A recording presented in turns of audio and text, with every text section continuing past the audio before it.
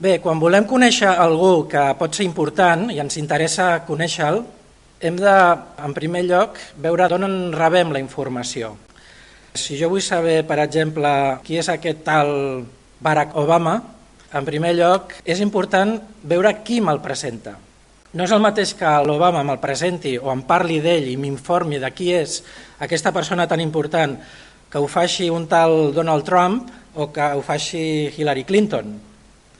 No és el mateix que si jo no sé de què va el món aquest del futbol i vull saber qui és aquest Messi de qui parla tant la gent, no és el mateix que m'informi de qui és Messi un soci del Barça o que ho faci un soci del Real Madrid. La informació és sobre la mateixa persona, però com em presenta aquesta persona aquesta informació? Doncs per un potser l'Obama és el millor president del món i per l'altre és dels pitjors. O el Messi serà en un nivell i per altra persona serà en un altre nivell. I en quines circumstàncies me les presenta? No és el mateix que em presentin a Messi el dia després de ser eliminats de la Copa d'Europa que me'l presentin avui just el dia després de guanyar la Lliga. Totes aquestes circumstàncies fan que tinguem potser una primera impressió que després és molt important i ens quedarà amb la imatge que tenim d'aquella persona i pot ser que sigui veritable, pot ser que sigui falsa.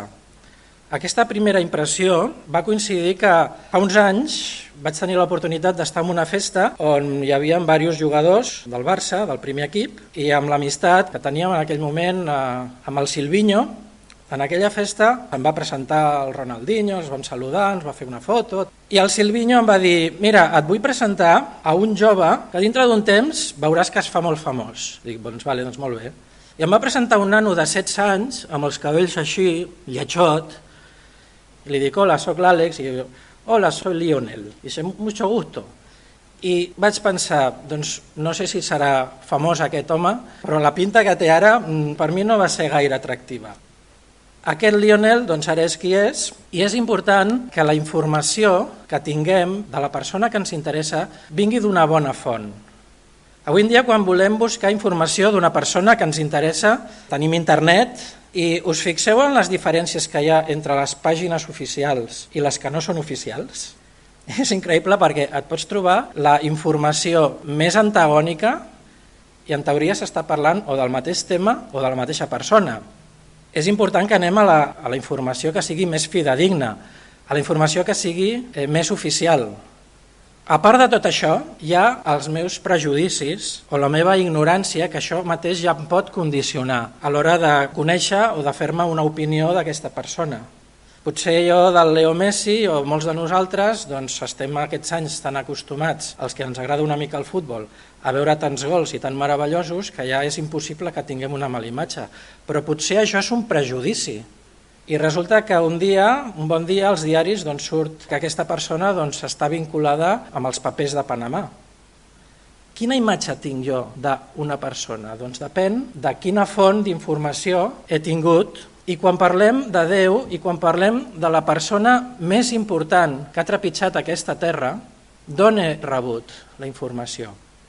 I en aquesta estona voldria que reflexionéssim amb un Jesús que estigui ben presentat.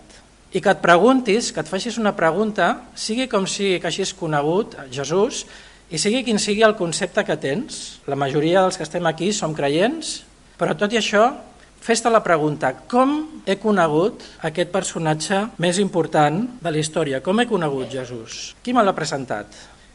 No és el mateix que et presentin Jesús un cristià que un altre cristià. Farà uns èmfasis o farà uns altres. No és el mateix que et presentés Jesús un fariseu que te'l presentés un apòstol. Seria la mateixa persona, seria el mateix Jesús, però la persona, la gent que et transmet aquesta informació, quina credibilitat té? Té prejudicis? És objectiu? Com em presentarà un fariseu Jesús? Me'l presentarà amb un valor, uns continguts molt negatius. Dirà: aquest home és un endimoniat. Es creu ser ell mateix Déu i aquesta serà la informació. Com ho presentarà un ateu? Doncs ho presentarà com una fantasia. Això de Jesucrist és una fantasia. Com ho presentarà Andreas Faber-Kaiser, que és l'autor del llibre aquell que Jesús va viure i va morir a Caixemira? Doncs et donarà una informació de Jesús que és la seva. Quan me l'ha presentat? Quan et van presentar Jesús? En quines circumstàncies?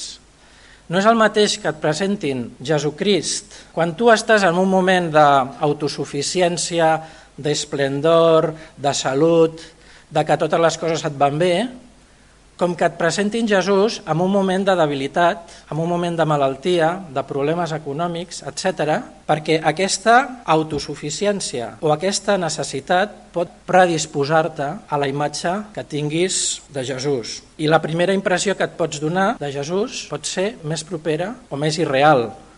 És només una persona que és un tema religiós, és un tema de velletes, de velles, és un tema antic o pel contrari és un tema actual.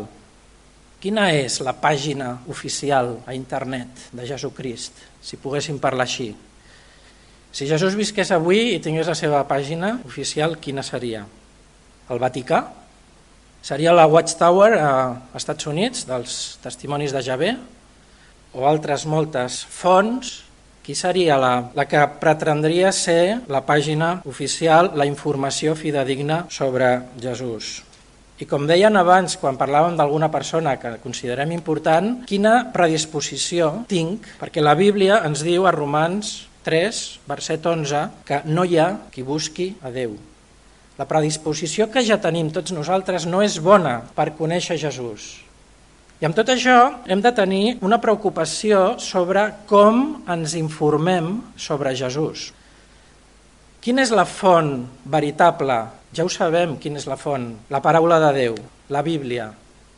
És evident, però no és tan evident que de vegades sentim opinions, sentim predicacions, escoltem vídeos a internet que comencen a qüestionar coses, que comencen a posar temes culturals que estan en contra dels valors cristians i es comença a contaminar la imatge que tenim i la informació que tenim d'aquest lloc oficial. Qui és el presentador oficial, el presentador acreditat de Jesucrist? Déu es va preocupar molt especialment per aquest punt concret. Abans de venir Jesús, evidentment va haver tota la història i tots els segles tan rics de personatges, d'aconteixements, històries meravelloses de l'Antic Testament, que el Nou Testament diu que són com una ombra del que vindria després. Era com una mena de representació teatral, tot i que era vida real, del que seria posteriorment Jesucrist. Però a més d'això, a més de preparar-se amb tots aquests segles la primera vinguda de la persona de Jesucrist, Déu va escollir i va preparar una persona molt concreta i molt especial que es diu que va ser el més gran dels profetes. Va ser una persona, Joan el Baptista, que Déu la va assignar com a persona especial per preparar el camí, per aplanar el camí de Jesús que estava a punt d'arribar. És com si Déu estigués dient: Joan el Baptista és la font principal, la presentació de Jesucrist, perquè quan aparegui tingueu un concepte com cal de la importància d'aquesta persona que jo us estic enviant des del cel. No anem a llegir per la distribució del temps, però a l'Evangeli de Joan, al capítol 1, és molt maco com Joan, molt diferent dels altres 3 evangelis, comença a presentar la història de Jesús i comença amb el que el verb era amb Déu i era Déu. És la llum d'aquest món, recordeu aquests versets del capítol 1 de Joan? Però enmig de tot això s'atura, d'aquesta presentació que està fent l'apòstol Joan, s'atura com dient: però és que no sóc jo el presentador oficial. Va haver una persona, que era Joan el Baptista, que Déu va preparar per ser el presentador, per ser qui preparava el camí de Jesús.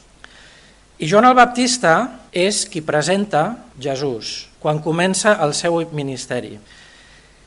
I arribo en el punt clau que vull desenvolupar els darrers minuts d'aquesta estona, i és com presenta Joan el Baptista a la persona més important que ha trepitjat aquesta terra.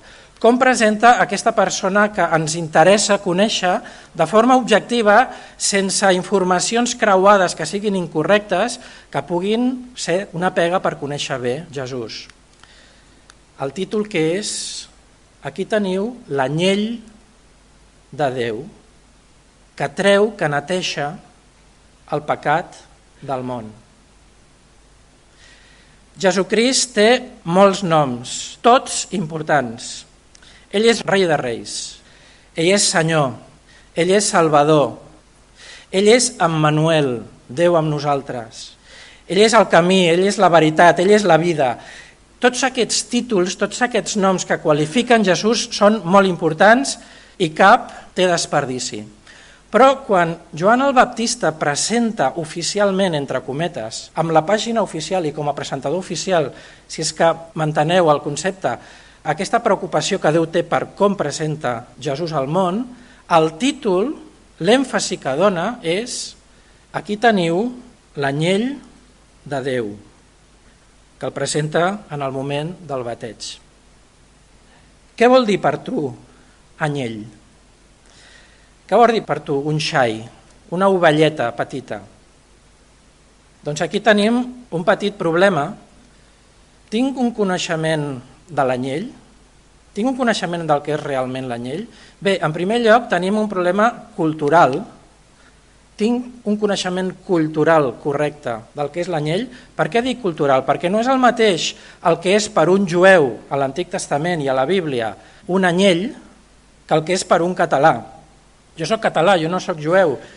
Per un català tu li parles d'un anyell i de seguida parla: anem a dinar, anem al restaurant, xai a la brasa amb alioli i un bon porró de vi negre. I poca cosa més. Qui ja coneix una mica la vida dels pobles del Pirineu, doncs a Set Cases fan el dia del xai, en plan turístic i algunes coses més. Però culturalment l'anyell, aquest nom principal de la persona més important de la Terra, no és culturalment aquest concepte. L'anyell és aquell animal que cada any els jueus celebraven amb un protocol i amb un significat. Tinc un coneixement, a part de cultural, espiritual, del que significa el que en el poble d'Israel, amb la seva cultura, amb les seves tradicions, amb les seves festes anuals, celebraven, perquè en base del significat espiritual que té l'anyell a la Bíblia, a la paraula de Déu, tindré un coneixement com la ment de Crist, com el concepte que s'està preparant per conèixer qui és Jesús i com és Jesús, quina és la seva missió en aquesta terra. El significat espiritual de l'anyell des del principi és d'una vida innocent, neta, que no serveix per fer un peluche, que maco, que dolç, que bonic, l'amor de Déu. No. El concepte de l'anyell és una vida innocent i neta que és sacrificada, que és castigada amb sang i mort. Que terrible, que xocant per la nostra cultura. Però estem buscant la veritat? Estem buscant la informació oficial? Estem buscant el concepte real que ens tregui interferències de la veritat? Jesús es presenta com l'anyell, com la vida innocent, castigada per substituir el culpable, i això s'estava representant durant molts anys a l'Antic Testament. L'anyell és un títol molt important perquè surt a tota la Bíblia. Surt d'una forma molt més extensa del que moltes vegades ens pensem a priori, perquè des del Gènesi fins a l'Apocalipsi l'anyell és protagonista. Anyell, anyell, anyell, anyell, segle rere segle. Arriba a l'actualitat, l'anyell avui és protagonista. Quines paraules són les paraules del futur? Star Wars, paraules de les tecnologies, paraules de la ciència-ficció, de la investigació científica. La paraula de més futur és la paraula anyell, perquè la paraula anyell és la paraula que dona títol a l'Apocalipsi fins a arribar als últims dels últims temps. A tota la Bíblia. La referència principal, com ja sabeu, la trobem a l'Èxode, després de tots aquests anys que Israel està com a nació, tota la població, dins d'una altra nació que és Egipte, i Egipte, després de molts anys, les coses s'han empitjorat fins al punt que els jueus són esclaus. I en aquesta situació arriba al capítol 12 d'Èxode, on Déu planifica tot el significat del que implica la liberació d'Israel. I aquí comença la Pasqua. Què és la Pasqua? És l'última plaga que Déu envia contra Faraó perquè deixin el seu poble. I aquesta 10a plaga, Déu dona instruccions perquè el mateix poble d'Israel no quedi afectat per aquesta plaga. Déu envia la mort, el càstig contra el pecat, i ara no podem desenvolupar aquí el tema, però és molt important i molt concret, el càstig contra la idolatria, i aquest càstig és la mort. La mort sobre els primers fills de tota família, fins i tot dels animals. És una plaga terrible, és una acció de la justícia de Déu contra la corrupció de l'home, però perquè això no afecti el poble de Déu, Déu dona unes instruccions molt importants, molt simbòliques, i que ens afecten a nosaltres avui, en el segle XXI, que és l'anyell. Per què serveix l'anyell? Perquè quan passi l'àngel de la mort per fer justícia, qui hagi seguit les instruccions de Déu sobre l'anyell, qui l'hagi comprat el dia 10, qui hagi fet el sacrifici el dia 14 del primer mes jueu, qui hagi tret la sang d'aquesta vida innocent i l'hagi posat pintant a la porta, quan passi l'àngel de la mort, dirà: per aquí ja ha passat la mort. Passo de llarg, salto aquesta casa. Pesach, Pasqua, això és el significat de Pasqua.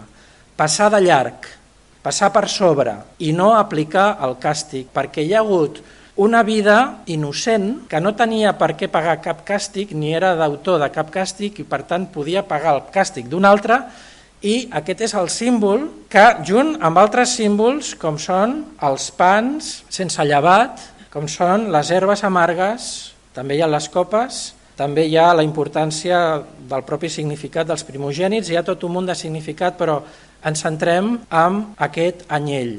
I aquest anyell és una festa, una celebració, un significat que Déu vol que es celebri any rere any fins que arriba Jesús, durant molts i molts segles. Abans de la Pasqua hi ha una referència molt important, que és quan Abraham fa el sacrifici d'Isaac per ordre de Déu, a Gènesi 22. Coneixem la història. Déu ordena que Abraham sacrifiqui el seu fill, el fill de la promesa, però al final Déu li diu: atura't, ja veig que ets obedient, ja veig que estàs disposat a fer-ho. El pobre Isaac al·lucinaria, ja anava preguntant: aquí tenim la llenya, però on està l'anyell? I una mica més tard ja veia que el pare el lligava i ja la cosa no pintava bé. Però en l'últim moment el que fa Déu és proveir d'un anyell que substitueix la mort del primogènit. Això ha passat ja abans de que tinguéssim l'episodi de la Pasqua. I durant tot el Pentateuc es repeteix aquest manament. Celebreu la Pasqua cada any, amb moltes instruccions, repetidament. A l'Èxode, al Levític, al Deuteronomi. És molt important. Després ja passem al temps de la conquesta i es fa esment de com es celebra la Pasqua en temps de Josuè. Després, durant l'època dels jutges. A cada època de la història del poble d'Israel celebreu la Pasqua, l'anyell, el significat de l'anyell, que estigui amb el vostre conscient i amb el vostre subconscient, perquè aquest és el significat principal del missatge i de la missió de Déu de salvació a la terra. Es celebra durant el temps de Samuel, es celebra durant les monarquies. Tenim un episodi molt maco i d'avivament a Israel amb el temps del rei Josies, com contracorrent del seu propi pare, contracorrent del seu propi avi, no vol obeir, no vol seguir aquest exemple corrupte, i Josies retorna a la paraula de Déu i Josies retorna al símbol de la Pasqua, d'aquest anyell que s'ha de celebrar. És també celebrat en temps de la captivitat, quan Israel és castigat per Déu a Babilònia, a Síria, i veiem com un exemple de molts a Esdres com també allà s'està celebrant la Pasqua. En tota la història de l'Antic Testament fins que arriba temps de Jesús, i Jesús, com sabem, celebra la Pasqua. No només a Mateu 26 tenim referència a això, sinó també a Marc 14, a Lluc 22, al capítol 13 de Joan també, i com sabem, com llegim moltes vegades quan fem el partiment del pa, al capítol 11 de Primera de Corintis. L'anyell surt a tota la Bíblia i l'anyell a Primera de Corintis, capítol 5 i verset 7, en el Nou Testament ens diu que Jesús és la nostra Pasqua. Molt important, tot el que s'ha anat repetint durant anys i anys i segles a la història d'Israel, a la història del poble de Déu, des del principi dels temps de la nació, amb el fundador Abraham com a promesa, des de temps de Jacob, des de temps de tot el que hem anat veient i repassant molt per sobre de la història d'Israel, tota aquesta simbologia tan repetida que Déu vol que el poble seu se'n recordi amb aquesta festa repetitiva, arriba a la seva culminació. Jesús és aquest anyell. Jesús és la Pasqua. Diu 1 de Corintis 5:7, netegeu-vos del llevat del passat, per tal que sigueu una massa, la massa del pa, nova, sense llevat, perquè també vosaltres sou sense llevat, atès que el Crist, la nostra Pasqua, ja ha estat immolat, ja ha estat sacrificat. Com deia abans, no només a tot el Nou Testament, a l'Apocalipsi veiem la paradoxa de que aquell anyell tan suau, tan innocent, tan calmat, és un anyell poderós. Vull fer 4 esments només sobre Jesús. Al capítol 5 d'Apocalipsi, al verset 6, el veiem que qui hi ha al tron de Déu al cel no se li diu rei de reis, se li podria haver dit perfectament, no se li diu senyor. Potser són els títols que més lògica tindrien a l'Apocalipsi amb la situació de poder, de desenllaç dels últims temps, de fer justícia a Déu sobre la terra corrupta, però no, el títol que surt és el títol que Joan el Baptista presenta com a títol principal, perquè aquest és el que dona sentit a tota la història de la humanitat, a tota la història de la salvació que Déu té planificada, que és que Déu es fa home i es converteix en un anyell innocent que serà sacrificat pel culpable, pel pecador.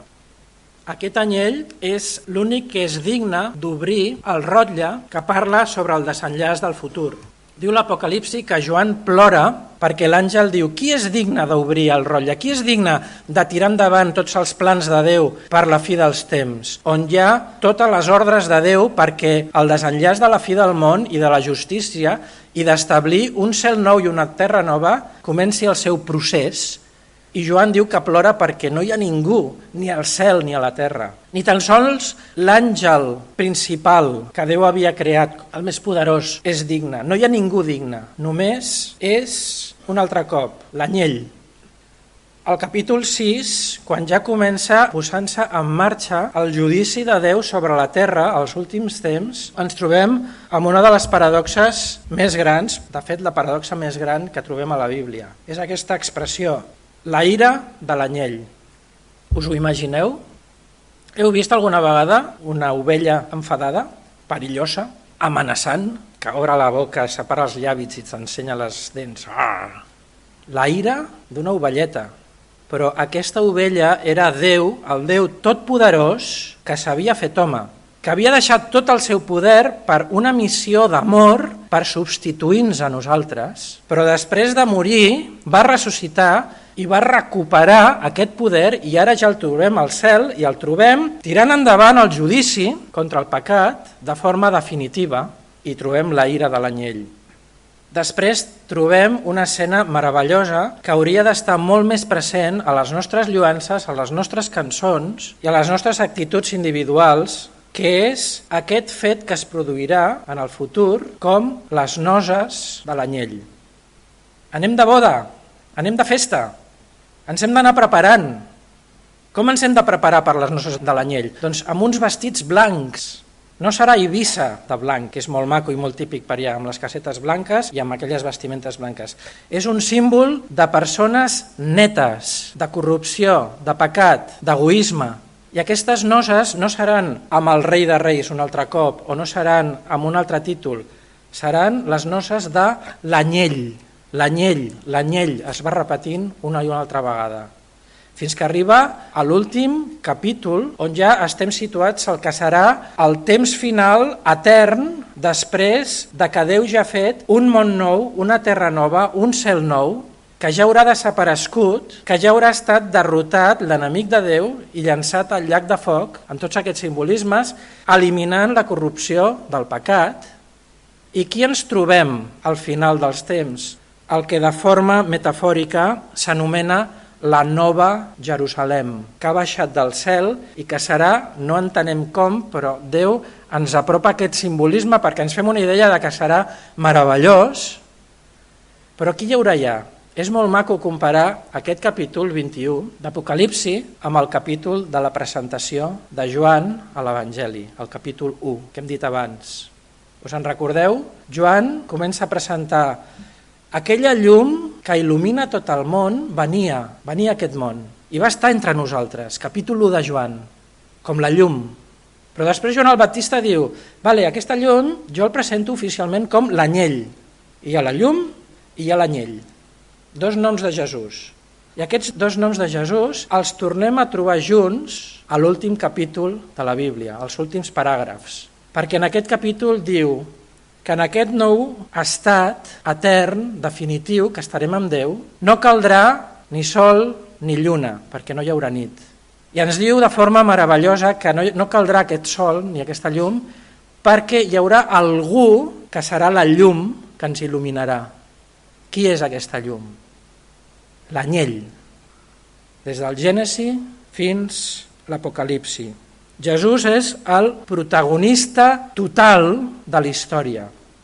Anem amb compte si som els típics evangèlics que pensem que Jesús només és un Jesús dels 4 evangelis, Mateu, Marc, Lluc i Joan. No, després hi ha tot el més, sí, els fets dels apòstols, les epístoles de Joan, l'Apocalipsi, l'Apocalipsi és apocalíptic. Quan hi ha una notícia fatal, a les notícies de la tele surt aquest qualificatiu, és apocalíptic. No, perdó, l'Apocalipsi és meravellós. És el desenllaç de justícia de Déu contra la corrupció, establint un cel nou i una terra nova. Quin concepte tinc de l'anyell de Déu? Clar, un anyell no és atractiu, és massa feble, és massa perdedor. Els jueus no volien un anyell, volien un rei, volien un militar que lluités contra els romans i els tragués del mig, i resulta que el Messies, tan esperat durant tants segles i segles, que ve el Messies? No, encara no. Que vindrà el Messies? No, encara no. Que ha vingut ja? No, encara no. Un segle i un altre segle esperant el Messies, i resulta que quan ve el presentador oficial el presenta només com un anyell, com una víctima. Però aquí està la victòria. I on ens porta això? Tot el que és el concepte de monoteisme, tan important a l'Antic Testament, només hi ha un Déu, no com hi ha tants déus a tants països que us envolten Israel, només hi ha un Déu i hi ha un Déu veritable, i Déu castiga el politeisme d'Egipte amb les plagues, i Déu està en contra de tot politeisme, i Déu està en contra de quan el politeisme i la idolatria entra al poble d'Israel. Hi ha tants reis, tant del nord com del sud, que són dolents perquè cauen fins al coll amb la idolatria dels pobles per influència del voltant, però hi ha un sol Déu. D'aquesta mateixa manera, 1 de Timoteu 2,5, jo us recomano que memoritzeu aquest verset a tope, perquè és molt important. De la mateixa manera que hi ha un sol Déu, hi ha un sol mitjancer entre Déu i els homes. Aquest monoteisme té la seva clau amb l'anyell de Déu. És la clau universal. El judaïsme creu en el monoteisme, però després de tenir tots els precedents de la Pasqua i de creure en la Pasqua, a l'hora de la veritat, quan arriba l'aplicació de qui és la Pasqua, el rebutgen. El catolicisme creu en la Pasqua, creu en Jesucrist, a diferència dels jueus, però no creu que Jesucrist sigui l'únic mitjancer. Hi ha una altra mitjancera. Aquesta mitjancera no ha tingut cap protagonisme des del Gènesi ni el tindrà l'Apocalipsi. No ha tingut una repetició de cada any fer una festa que simbolitzi la seva persona. Però ells la posen al mateix nivell i de vegades en moltes congregacions fins i tot per sobre de l'anyell. L'Islam és monoteista. L'Islam creu en la Pasqua. La segona festa principal dels musulmans, després del Ramadà, és la festa de l'anyell. I aquí a Catalunya hi ha comarques on hi ha problemes amb els ajuntaments perquè els musulmans volen celebrar i comencen a sacrificar anyells de forma il·legal. La llei diu que has d'anar a l'escorxador, ha d'haver unes condicions sanitàries, etc etc. L'islam creu en l'Antic Testament, però rebutgen l'anyell de Déu. Quina és la mentalitat, per acabar, que ens ha de portar al protagonisme de Jesús a la nostra vida cristiana com a anyell? Primer, com hem vist, que la Bíblia és 100% cristocèntrica. La Bíblia no és un llibre que Déu escriu perquè siguem bons. No. La Bíblia no és un llibre que Déu escriu perquè creiem en Déu. No. La Bíblia és el missatge des del Gènesi fins a l'Apocalipsi de que Jesucrist és el protagonista i és protagonista com a anyell, com a vida innocent que és sacrificada amb sang i mort de forma tràgica per amor als que som culpables, perquè quan creiem en ell tinguem aquesta substitució. La mort és una realitat ineludible. Mireu, als nens d'Israel, quan celebren la Pasqua, se'ls ensenya el missatge de la mort inclòs en el missatge de l'anyell. No hem de tenir por a ensenyar la veritat als nens. No hem de fer-los mal exagerant coses, però sí que els hem de dir la veritat, igual que fan els jueus durant segles, però presentant Jesús com la veritat. Tota persona té la xacra del pecat. Romans 3:23, tots hem pecat, tots. I Romans 6:23, aquest pecat què passa? Bueno, ja ho perdonarà Déu. No, ja ho perdonarà Déu, no. Tot pecat es paga amb la mort. I Déu només pot solucionar el problema de la corrupció del pecat amb la mort. Com ho fa? Amb l'anyell. No treu una vareta màgica i aquí no ha passat nada. És just. És amor, però també és justícia. Aquesta vida és com un corredor de la mort, perquè estem lluny de la vida d'ell. La pregunta clau no és què faig jo amb Déu. Aquesta és una pregunta clau, potser és la segona pregunta clau. Què faig jo amb Déu? Què faig jo amb Jesús? Què faig jo amb el missatge de l'anyell? Abans hi ha una altra que és més important i que no ens la fem perquè no li donem a Déu la importància que té per sobre nostra. Abans, la pregunta clau és què farà Déu amb mi? Què farà Déu amb tu? Exterminarà el meu pecat actuant en contra meva o farà Pasqua sobre meu? Passarà de llarg, perquè veurà que a la meva vida ja hi ha la sang i la mort que mereix el meu pecat perquè m'he impregnat de la sang de l'anyell de Déu. I Déu passa per sobre i jo sóc salvat del càstig merescut de la mort. Aquesta vida és com un vaixell que s'enfonsa. Estem damunt del Titànic. Aquest és el missatge de Déu sobre la terra. Sí, la terra és molt maca, la natura és molt maca, Déu l'ha creat. Podem lloar Déu per la seva natura, podem fer excursions i gaudir d'ella, però aquest món on estem és condemnat. No és gens encertada la típica poesia que la cultura catalana tenim arrelada de Joan Maragall amb el seu conegut càntic espiritual.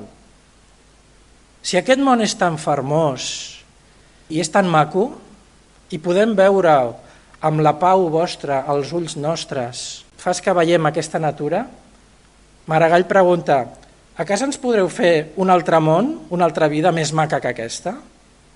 Doncs t'ho està dient la Bíblia, clar que sí.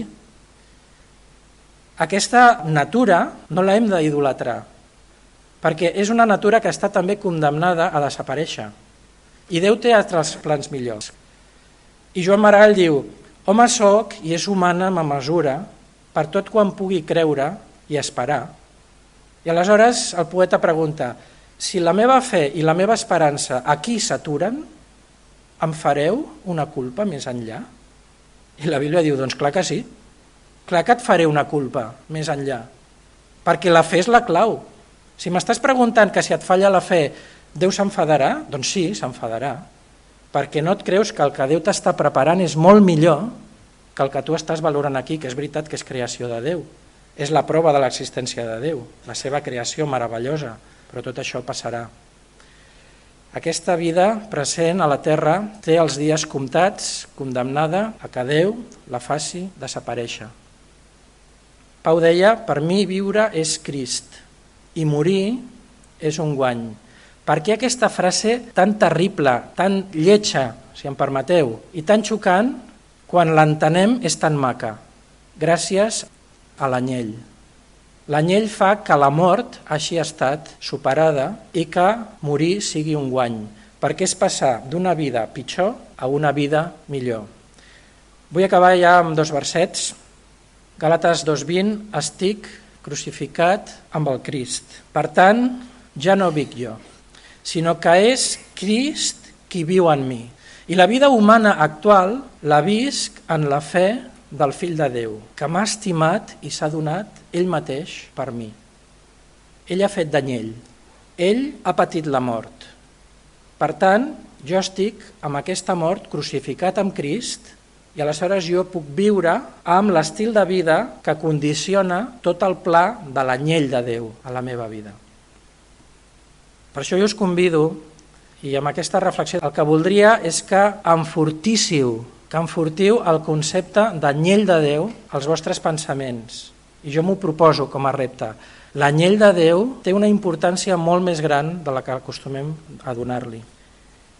I si hi ha alguna persona que no coneix a Jesús, si estàs escoltant aquest missatge, dir-te que Déu eliminarà a tota persona i eliminarà fins i tot aquest món amb el que estem, aquest és el missatge de la Bíblia, ho eliminarà per corrupte, amb nosaltres dintre. I aquesta mort justa de la corrupció, que es paga amb sang i amb mort, es pot evitar si hi ha una vida innocent que et substitueix en aquest càstig. I l'única vida possible que et pot substituir és la vida i la sang de l'anyell de Déu que va morir per tu a la creu. I com pots fer teu això? Simplement d'una forma molt fàcil, creient, acceptant això, acceptant el regal i dir-li a Déu: Déu meu, jo això no ho entenia com fins ara, ho estic començant a entendre, simplement vull dir-te que crec això que has fet per mi. Aquest regal, aquesta substitució de substituir-me amb la mort. I quan tu facis el judici just sobre aquest món o sobre la meva vida, vull que veixis la sang que em substitueix i que passis per sobre, de llarg, sense aplicar-me la mort. Un últim verset ja. A l'Apocalipsi hi haurà un moment, ens diu la narració en el futur, que hi haurà una persona que s'oposarà, estarà en contra de Déu, que serà la persona, el personatge de l'anticrist. I l'anticrist, en un moment donat, semblarà que està ferit de mort, però aquesta ferida de mort resulta que serà sanada i tornarà a reviure, i tot el món admirarà i lloarà l'anticrist perquè haurà vençut la mort. Us sona? Algú que ha vençut la mort? Anticrist. I tothom el lloarà. Però diu, el verset d'Apocalipsi 13:8, diu que tots els habitants de la terra adoraran la bèstia. La bèstia és un símbol amb el que es fa esment a l'anticrist. Diu amb una excepció molt gran. Llevat d'aquells qui tenen des de la fundació del món el seu nom escrit en el llibre de la vida que té qui? El rei de reis, el Salvador, el Senyor, que té l'anyell degollat, l'anyell de Déu. Que el Senyor amb la seva paraula toqui les nostres vides i ens pugui fer bé, i ens pugui enfortir la nostra actitud, la nostra relació amb ell, tenint-lo com l'anyell de Déu.